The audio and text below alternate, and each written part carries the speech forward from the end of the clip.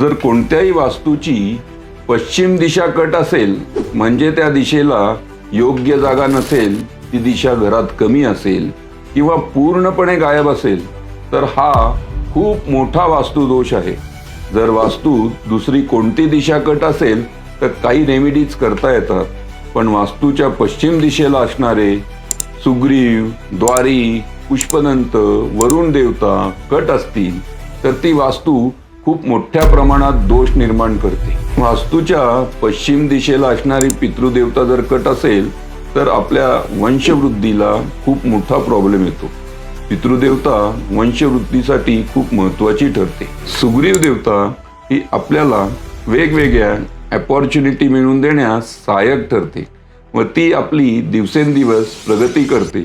आपल्या सर्व्हिसमध्ये ती प्रमोशन मिळवून देण्यात महत्त्वाची ठरते। पश्चिम दिशेला असणारी द्वारिक देवता हे भगवान शंकराचे वाहन असणाऱ्या नंदीचे प्रतीक आहे। ही देवता आपल्यावर येणाऱ्या संकटाची अडवणूक करून आपले रक्षण करते। पुष्पदंत देवता तुमच्या कौशल्याचे प्रतिनिधित्व करून तुमच्या व्यक्तिमत्वाचा विकास करते।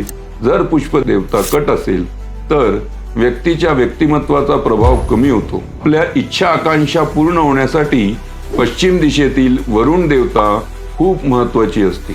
भारतातील सर्व प्रमुख देवस्थळे पश्चिम दिशेला स्थित आहे, म्हणून पश्चिम दिशा ही खूप महत्त्वाची ठरते। पश्चिम दिशेतील देवतांमुळे आपल्याला आपल्या व्यवसायात असाधारण प्रॉफिट, धनवृद्धी, मोठ्या पोस्टवर जाण्याचे योग, तसेच कारखान्यात मेन चेअरपर्सनची जागा पश्चिम दिशेला असल्यास तो राजासारखे राज्य करतो। त्याचा व्यवसाय 10 दिशेत वायू वेगाने पसरतो। म्हणूनच कोणत्याही वास्तूत पश्चिम दिशा अतिशय महत्त्वाची ठरते। आपली स्वतःची वास्तू बघताना सर्वात महत्त्वाची पश्चिम दिशा ही परिपूर्ण आहे का ते पाहावे। शक्यतो तिथे टॉयलेट पण नसावे।